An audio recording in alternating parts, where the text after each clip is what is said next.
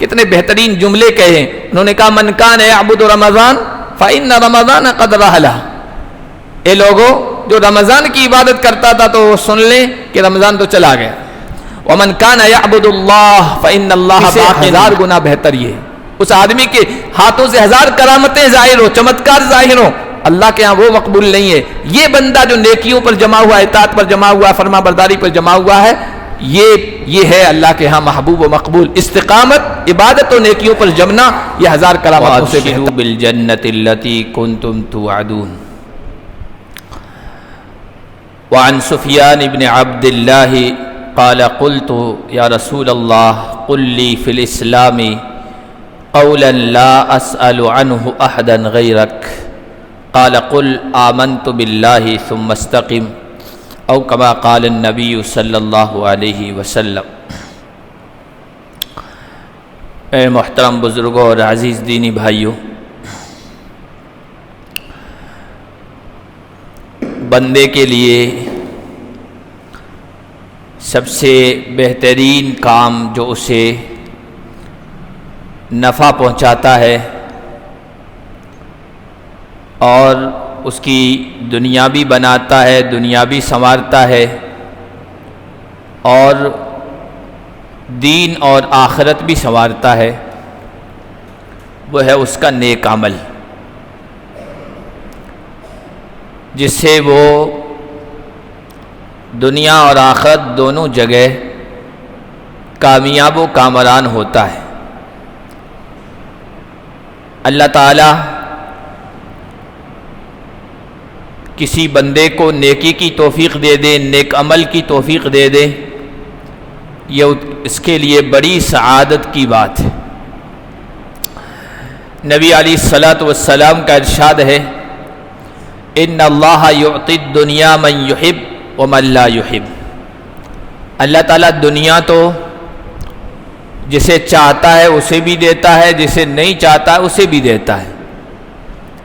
جو اللہ کا پسندیدہ ہے اللہ اسے بھی دنیا سے نوازتا ہے, اور جو ناپسندیدہ اسے بھی, اس لیے کہ وہ رب العالمین ہے, سارے جہاں کو, ساری مخلوق کو اس نے پیدا کیا ہے, تو ان کے رزق کی ذمہ داری اللہ کے ذمہ ہے. تو دنیا تو اللہ تعالیٰ ہر ایک کو دے دیتا ہے. وَلَا يُعْطِي الدِّينَ إِلَّا لِمَنْ أَحَبَّ. لیکن دین اللہ اسے ہی دیتا ہے جسے اپنا محبوب بناتا ہے, جس سے محبت کرتا ہے, جو اس کا پسندیدہ بندہ ہوتا ہے. فَمَنْ أَعْطَاهُ اللَّهُ الدِّينَ فَقَدْ أَحَبَّهُ. لہذا جسے اللہ تعالیٰ دین دے دیں, نیکی پر جما دیں, اللہ تعالیٰ اطاعت کی توفیق دے دے, فرما برداری کا مزاج اور اس کی طبیعت بنا دیں, تو سمجھ لیجئے کہ اللہ کو ایسے بندے سے محبت ہے. نیکی کرنا صرف کافی نہیں ہے, نیکی پر جمنا. ایک دو مرتبہ نیکی کر لی, کچھ دن کچھ ایام اطاعت پر آ گئی, عبادت پر آ گئی, بندگی پر آ گئی, صرف یہ کافی نہیں ہے, بلکہ عبادت پر جمنا جسے استقامت کہتے ہیں, یہ ہے اصل. اللہ تعالیٰ نے ایسے بندوں کے لیے خوشخبری سنائی ہے. قرآن کریم میں کہا ان الذین قالوا ربنا اللہ ثم استقاموا. بے شک وہ لوگ جنہوں نے یہ کہا کہ ہمارا رب اللہ ہے, اور پھر ثم استقاموا اس پر جم گئی. تتنزل علیہم الملائکۃ. ایسے لوگوں پر فرشتے اترتے ہیں اور انہیں خوشخبری سناتے ہیں اللہ تخافوا ولا تحزنوا. ڈر نہ رکھو, خوف نہ کھاؤ اور غم نہ کھاؤ. وابشروا بالجنۃ التی کنتم توعدون. جس جنت کا تم سے اللہ تعالیٰ کی طرف سے وعدہ تھا, جس کا تم سے وعدہ کیا جاتا تھا, اس کی خوشخبری سن لو. اور نحن اولیاؤکم فی الحیات الدنیا وفی الآخرہ. ہم تمہارے دوست ہیں دنیا کی زندگی میں بھی اور آخرت میں بھی. وَلَكُمْ فِيهَا مَا تَشْتَهِي أَنفُسُكُمْ. اور آخرت میں جب پہنچو گے تمہارا جو چاہے گا وہ تمہیں ملے گا. وَلَكُمْ فِيهَا مَا تُوعَدُونَ.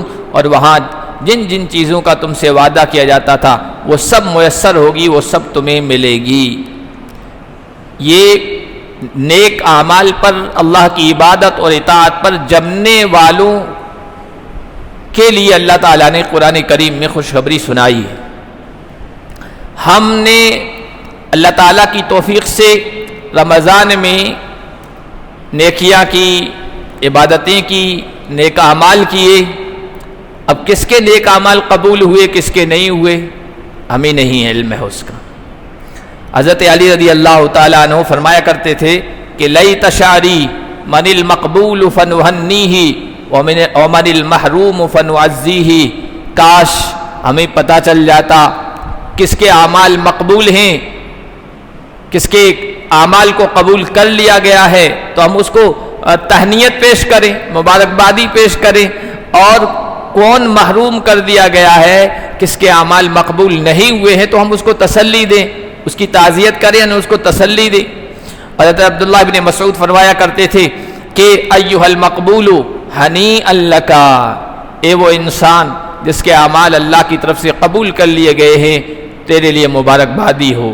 اور ایھا المردود جبر اللہ مصیبتک، اے وہ انسان جس کے اعمال کو ٹھکرا دیا گیا، قبول نہیں کیا گیا ہے، اللہ تعالیٰ تیری مصیبت کو دور کرے اور اس پریشانی کو دور کرے، تیرے باقی اعمال کو تجھے آگے اعمال کی توفیق دے اور اس کی بھرپائی کرے۔ اب اعمال کس کے مقبول ہوئے یا نہیں ہوئے، اس کی کیا علامت ہے، اس کی کیا نشانی ہے؟ علماء کرام نے اس کی نشانی یہ بتائی کہ بندہ نیکی پر آنے کے بعد پھر گناہوں کی طرف نہ لوٹے، نیکی پر جمع رہے۔ تو یہ ایک علامت اور نشانی ہے کہ اللہ تعالیٰ نے کسی بندے کے نیک اعمال کو قبول کر لیا ہے۔ حضرت یحییٰ ابن معاذ فرمایا کرتے تھے من استغفر بلسانہ وقلبہ علی المعصیۃ معقود وعزمہ ان یرجع الی المعصیۃ بعد الشہر ویعود، جو آدمی زبان سے استغفار کرے، استغفار مطلب اپنے گناہوں سے معافی چاہے، توبہ کرے، اور زبان سے کہہ رہا ہے کہ اللہ معاف فرما دے، آئندہ گناہ نہیں کروں گا، لیکن اس کا دل گناہوں پر جمع ہوا ہے، دل کے اندر یہ ہے کہ چند دن کے لیے میں توبہ کر رہا ہوں، معافی مانگ رہا ہوں، پھر میں گناہوں کی طرف لوٹ جاؤں گا۔ اس کا ارادہ یہ ہے کہ ایک مہینے کے بعد اور ایک عرصے کے بعد پھر واپس اسی حالت پہ چلا جاؤں گا۔ فصومہ علیہ مردود وباب القبول فی وجہہ مسدود، تو اس کا روزہ اس پر لوٹا دیا گیا ہے، ٹھکرا دیا گیا ہے، اس کا روزہ قبول نہیں ہے، اور اس کے سامنے قبولیت کا دروازہ بند کر دیا گیا ہے۔ اب قبولیت کا دروازہ کھلا ہے، اس کی علامت اور نشانی یہ ہے کہ بندہ نیکی کو کنٹینیو کرے، مسلسل رکھے، آگے بھی نیک اعمال پر جمع رہے۔ اس لیے ایک انسان کو، نیک اعمال کرنے والے کو ہمیشہ اس کی دعا کرتے رہنا چاہیے اور فکر مند بھی رہنا چاہیے کہ اللہ تعالیٰ میرے اعمال کو قبول کر لے۔ حضرت علی رضی اللہ تعالیٰ فرمایا کرتے تھے کونوا لقبول العمل اشد اہتماما من العمل، عمل سے زیادہ عمل کی قبولیت کی فکر کرتے رہنا چاہیے، اس لیے کہ اللہ فرماتے ہیں انما یتقبل اللہ من المتقین، اللہ تعالیٰ تقوی والوں سے قبول فرماتے ہیں۔ عمل قبول ہو گیا، اس کی علامت کیا؟ اللہ تعالیٰ نے قبول فرما لیا ہے، آپ کو اس کے بعد بھی اعمال کی توفیق دے رہا ہے۔ حضرت حسن بصری رحمۃ اللہ علیہ فرمایا کرتے تھے کہ ان من جزاء الحسنۃ الحسنۃ بعدہا، نیکی کا بدلہ، نیکی کا نقد بدلہ اللہ کی طرف سے جو ملتا ہے نا، کہ کوئی بھی نیک عمل کریں، آپ عبادت کریں، روزہ رکھیں، نماز پڑھیں، اللہ کی راہ میں خرچ کریں، قرآن کی تلاوت کریں اور دوسرے نیک اعمال کریں، نیکی کا نقد بدلہ، نیکی کے بعد پھر نیکی کی توفیق مل جانا، اللہ تعالیٰ کی طرف سے یہ نیکی کی جزا ہے، نیکی کا بدلہ ہے۔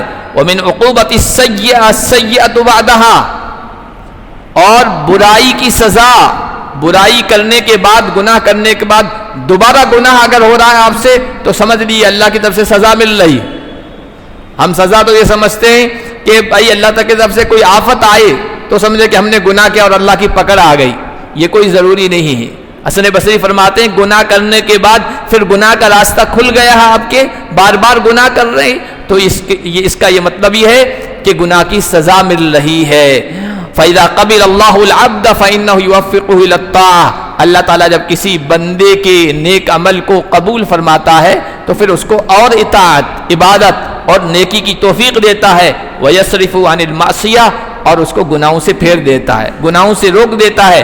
اور حضرت حسن بصری فرمایا کرتے تھے یا ابن آدم ان لم تکن فی زیادت فانت فی نقصان، آدم کے بیٹے اگر تو نیکیوں میں آگے نہیں بڑھ رہا ہے نا، اگر تو نیکیوں میں آگے نہیں بڑھ رہا ہے، نیکیوں میں اضافہ نہیں ہو رہا ہے، تو سمجھ لیجئے تو نقصان میں۔ جس طرح ہم کاروبار میں سمجھتے ہیں نا کہ کاروبار میں اگر فائدہ نہیں ہو رہا ہے، حالانکہ نقصان بھی نہیں ہو رہا لیکن فائدہ نہیں ہو رہا ہے، تو لوگ سمجھتے ہیں کہ گھاٹے میں جا رہے، نقصان میں جا رہے۔ نیکیاں، یہ بھی نیکیاں بھی تو کاروبار ہیں، یہ بھی تو ایک تجارت ہے نا۔ قرآن میں کہا گیا کہ بے شک جو لوگ نماز قائم کرتے ہیں، زکوٰۃ ادا کرتے ہیں، اللہ کی کتاب کی تلاوت کرتے ہیں، یرجون تجارت لن تبور، یہ ایسی تجارت اور ایسے بیوپار کی امید رکھے ہوئے ہیں جس تجارت میں کوئی گھاٹا نہیں ہوگا۔ تو نیکیاں بھی ایک کاروبار ہیں، یہ اگر آپ اس میں اضافہ نہیں کر رہے ہیں، اضافہ نہیں ہو رہا ہے، بڑھوتری نہیں ہو رہی ہے، تو فرمایا کرتے تھے کہ آپ نقصان میں ہیں، گھاٹے میں ہیں یا کمی میں ہیں۔ اس لیے بندے کو یہ کوشش کرنا چاہیے اور اللہ سے مانگنا چاہیے کہ اللہ نیکی پر مداومت بخشے، نیکی پر جماؤ ہو، نیکی پر استقامت ہو، نیک اعمال جاری رہیں، اس کی فکر کرنی چاہیے اور اللہ سے مانگتے رہنا چاہیے۔ اللہ کے نبی صلی اللہ علیہ وسلم کا عمل یہ بتایا گیا، کان رسول اللہ صلی اللہ علیہ وسلم اذا عمل عملا اثبتہ، اللہ کے نبی صلی اللہ علیہ وسلم جب کوئی عمل شروع کرتے تھے نا تو پھر اس کو ثابت رکھتے تھے۔ ثابت رکھنے کا مطلب اس پر جماؤ ہوتا تھا، استقامت ہوتی تھی، اس عمل کو پھر چھوڑتے نہیں تھے۔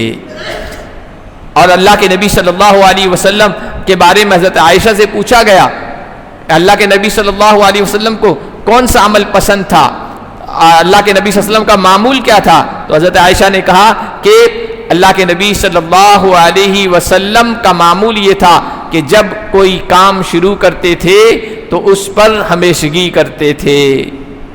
اور اللہ کے نبی فرمایا کرتے تھے اللہ کو سب سے محبوب عمل، پسندیدہ عمل وہ ہے جو ہمیشہ جاری رہے، اگرچہ وہ ان قل کم ہو لیکن ہمیشہ ہو۔ اگر آپ نے اب فرائض پڑھ رہے ہیں، فرائض کے ساتھ نفل پڑھ رہے ہیں تو اس نفل کی پابندی ہو، کوئی دوسرا نیک کام کر رہے ہیں چاہے تھوڑا ہو لیکن دائم ہو، یعنی ہمیشہ رہنے والو، جاری ہو، اس پر آپ ثابت قدم رہیں، آپ استقامت دکھائیں، جماؤ دکھائیں، یہ اللہ کو سب سے محبوب اور پسندیدہ عمل ہے۔ اور بندہ جب نیکیوں پر جمتا ہے نا، اطاعت پر جمتا ہے، عبادت پر جمتا ہے، اور ہمیشہ عبادت، جن عبادتوں کا اور جن نیکیوں کا بندے کا معمول ہے، اور کسی وجہ سے، کسی عذر کی وجہ سے، کسی کارن کی وجہ سے وہ عمل کسی دن نہ ہو سکے، ہو جاتا ہے، انسان ہے، کبھی سفر کی وجہ سے انسان سنتیں نہیں ہو جاتی، چھوٹ جاتی ہے، نہیں پڑھ پاتا ہے، نوافل کا پابند تھا وہ نوافل نہیں پڑھ پاتا ہے، قرآن کی تلاوت کا اس کا معمول تھا روزانہ کا روٹین میں، لیکن سفر کی وجہ سے وہ قرآن کی تلاوت چھوٹ گئی، یا مرض کی وجہ سے، بیماری کی وجہ سے، یا نیند کے غلبے کی وجہ سے۔ تہجد کا پابند تھا لیکن کبھی نیند کا ایسا غلبہ ہوا کہ تہجد نہیں پڑھ پایا۔ کسی بھی نیکی کا پابند تھا اور وہ کبھی کسی وجہ سے چھوٹ جائے تو اللہ کریم کی کرم نوازی دیکھیں، نہ کرنے پر بھی اللہ اجر لکھ دیتا ہے۔ لیکن اس کے لیے جس کا ہمیشہ کا معمول ہو، صرف رمضان کا معمول نہ ہو، ہمیشہ کا معمول ہو، اور پھر کبھی چھوٹ جائے تو پھر اللہ تعالیٰ نہ کرنے پر بھی ثواب لکھ دیتے ہیں، اجر لکھ دیتے ہیں۔ حدیث شریف ہے، بخاری شریف کی روایت ہے، اللہ کے نبی صلی اللہ علیہ وسلم نے فرمایا اذا مرض العبد او سافر كتب الله له مثل ما كان يعمل مقيما صحيحا۔ بندہ جب کوئی عمل کرتا ہے اور اس پر ہمیشگی کرتا ہے، پھر کبھی اس کو بیماری لاحق ہو جاتی ہے، مرض لاحق ہو جاتا ہے، اور سافرہ یا اس کو سفر کرنا پڑتا ہے، تو جس طرح وہ اقامت میں اپنے گھر پر اپنے وطن پر صحت و تندرستی کی حالت میں جو اعمال کرتا تھا، بیماری میں اور سفر کی حالت میں وہ اعمال، وہ نیکیاں، وہ عبادت نہ کرنے پر بھی اس کو ثواب دیا جاتا ہے، اس کے لیے اجر لکھ دیا جاتا ہے۔ کتنی کرم نوازی ہے، کتنے اللہ کی رحمت ہے اور اس کی سخاوت ہے۔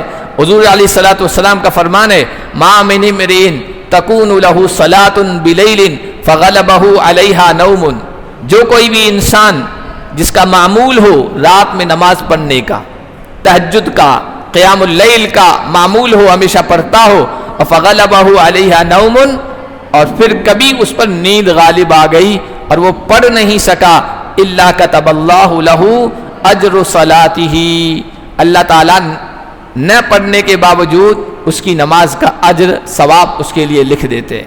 اور وکان نومہ صدقۃ علیہ، سونا اس کے لیے اللہ کی طرف سے خیرات ہوتا ہے، صدقہ ہوتا ہے، سونے کا بھی فائدہ ہو گیا، نیند بھی پوری ہو گئی اور معمولات میں شامل تھا، چھوٹ گیا عذر کی وجہ سے، اللہ نے اجر اور ثواب بھی اس کو عطا فرما دیا۔ تو اللہ تبارک و تعالیٰ کی یہ نوازشات ہیں اور اس کی کرم نوازیاں ہیں۔ علامہ ابن کثیر رحمۃ اللہ علیہ نے لکھا کہ اللہ تعالیٰ کی یہ عادت ہے، عادت کا مطلب اللہ تعالیٰ کی کرم نوازی ہے کہ جو آدمی جس چیز پر زندگی بسر کرتا ہے، من عاشا علی شیء مات علیہ، جو آدمی جس حالت پر زندگی گزارتا ہے اسی حالت پر اس کی موت آتی ہے۔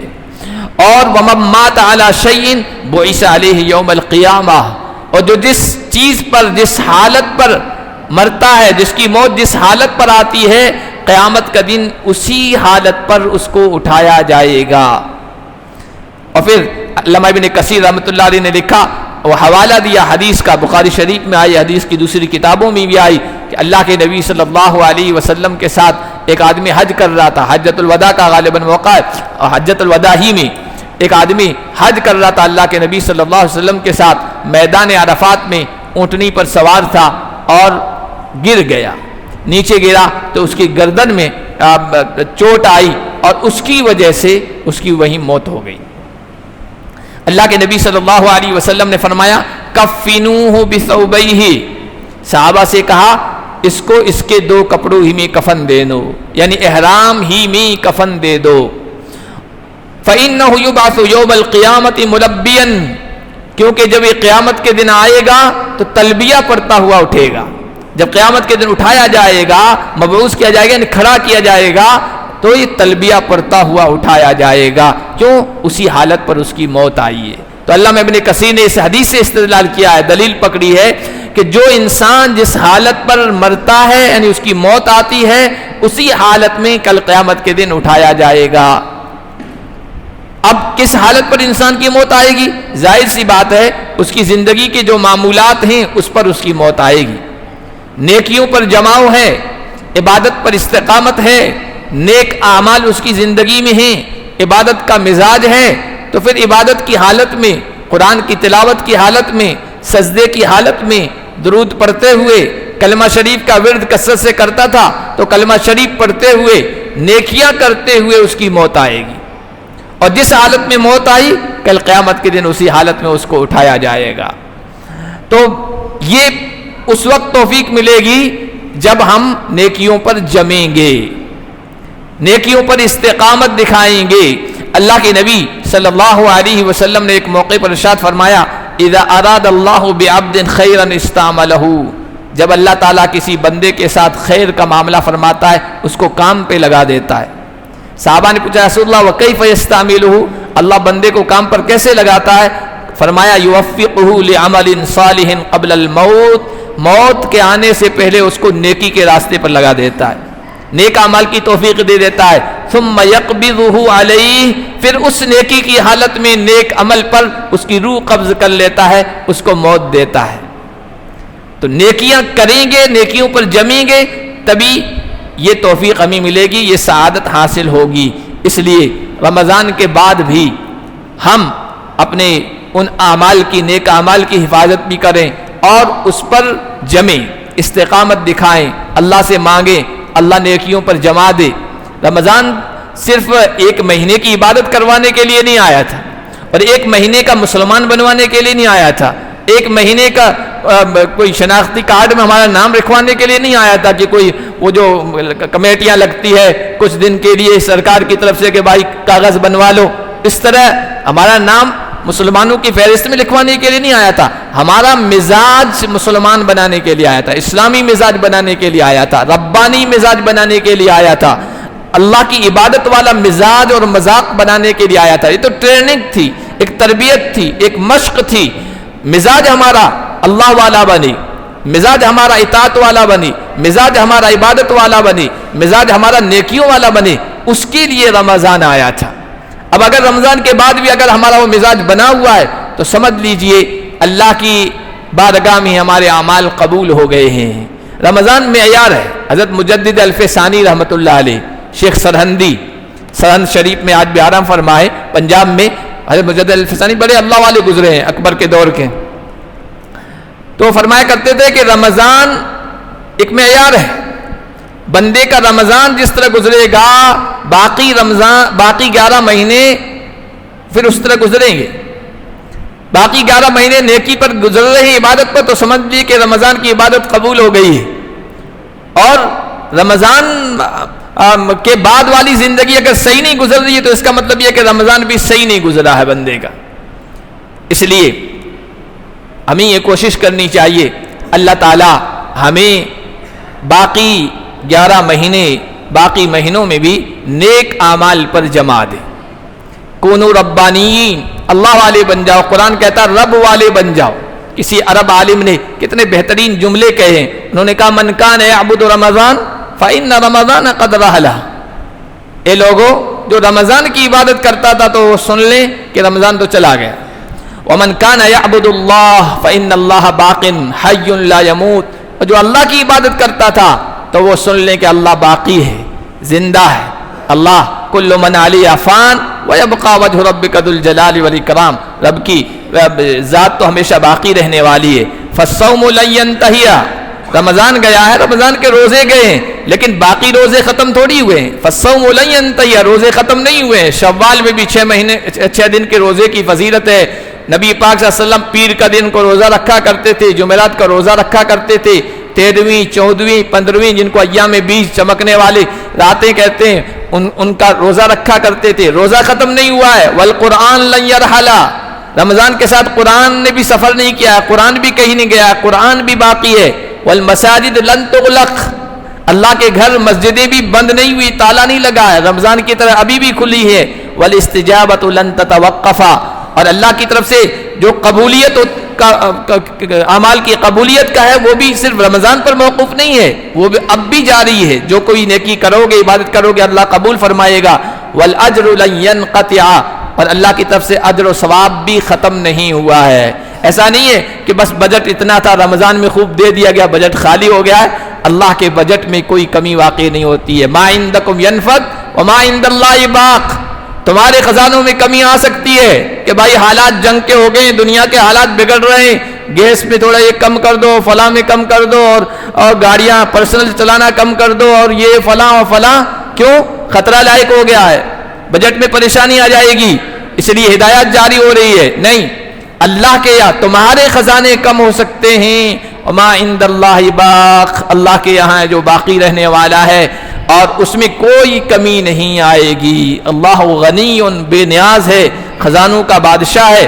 تو والاجر لن ينقطع، اجر و ثواب ختم نہیں ہوا ہے۔ واعبد ربک حتی یاتیک الیقین، صرف رمضان نہیں، جب موت نہ آ جائے تب تک اللہ کی عبادت کرتے رہو۔ ایک مومن کا شعار، ایک مومن کی پہچان اور ایک مومن کی پکار یہ ہونا چاہیے، اور ایک مومن کا مزاج یہ ہونا چاہیے کہ مجھے یقین آنے تک، یقین موت کو کہتے ہیں عربی میں، موت تک رب کی عبادت کرتے رہنا ہے زندگی بھر، اسی کو کہتے ہیں استقامت۔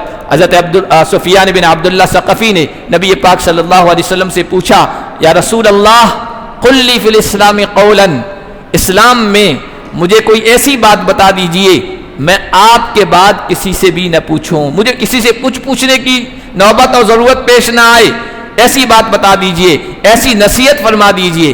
نبی پاک صلی اللہ علیہ وسلم نے کہا قل آمنت باللہ ثم استقم، اے سفیان تم یہ اعلان کرو آمنت باللہ، میں اللہ پر ایمان لے آیا، ثم استقم، پھر اس پر جم جاؤ۔ صرف یہ کہہ دینا ہم مومن ہیں یا مسلم ہیں، یہ مراد نہیں ہے۔ ایمان لانے کا مقصد کہ میں ایمان لایا اللہ پر، اس کا مطلب یہ ہے کہ ایمان کے جو تقاضے ہیں ان کو پورا کرنا ہے، اور پورا ایک مرتبہ نہیں کرنا، 2 مرتبہ نہیں کرنا ہے، سال میں 2-3 مرتبہ صرف نہیں کہ عید کی پڑھ لی یا جمعہ کی پڑھ لی ایمان کا تقاضا پورا ہو گیا، نہیں۔ قل آمنت باللہ ثم استقم، کہہ دو میں اللہ پر ایمان لے آیا اور پھر اس پر جم جاؤ، اس پر استقامت دکھاؤ۔ استقامت یہ 1000 کرامتوں سے بہتر ہے۔ کرامتیں ہیں نا، کرشمے اور چمتکار ظاہر ہوتے ہیں نا کسی کے ہاتھوں پر، کسی کے دم درود میں، کسی کے تعویذ میں، کسی کے کچھ میں اثر ظاہر ہوتا ہے، لوگ کہتے ہیں وہ بڑا اللہ کے ہاں مقبول ہے۔ تو ہمارے بزرگان دین نے فرمایا الاستقامت، استقامت اللہ کے دین پر جمنا، نیکیوں پر جمنا، یہ خیر من 1000 کرامہ، 1000 کرامتوں سے بہتر ہے۔ ایک آدمی ہے فرائض کا پابند ہے، نیک اعمال کا پابند ہے، اللہ کی اطاعت کا پابند ہے، اس کو دم کرتا ہے کوئی اثر نہیں ہوتا ہے، وہ کوئی کسی کو پڑھ کر پھونکتا ہے کوئی اثر نہیں ہوتا ہے، لیکن وہ نیکیوں پر جمع ہوا ہے۔ ایک دوسرا وہ آدمی ہے جو نمازوں کا پابند نہیں ہے، جو نیکیوں کے قریب نہیں آتا ہے، جس کی زندگی میں اطاعت نہیں، اللہ کی فرما برداری نہیں، لیکن کچھ پڑھ کے دیتا ہے اثر ہو جاتا ہے، دم کرتا اثر ہو جاتا ہے۔ فرمایا اس آدمی سے 1000 گنا بہتر یہ ہے، اس آدمی کے ہاتھوں سے 1000 کرامتیں ظاہر ہو، چمتکار ظاہر ہو، اللہ کے ہاں وہ مقبول نہیں ہے۔ یہ بندہ جو نیکیوں پر جمع ہوا، اطاعت پر جمع ہوا، فرما برداری پر جمع ہوا ہے، یہ ہے اللہ کے ہاں محبوب و مقبول۔ استقامت، عبادت و نیکیوں پر جمنا، یہ 1000 کرامتوں سے بہتر ہے۔ اس لیے قرآن میں بھی کہا گیا کہ فاستقم کما امرت، جس طرح آپ کو حکم دیا گیا ہے اس پر استقامت دکھائیے، جم جائیے۔ اللہ تعالیٰ رمضان کے بعد بھی ہمیں رمضان والے اعمال پر جمنے کی توفیق عطا فرمائے، نیکی کا، عبادت کا، اطاعت کا، اللہ کی فرما برداری کا مزاج اور طبیعت ہماری بنائے، اور ہمارے نیک اعمال کو قبول فرمائے۔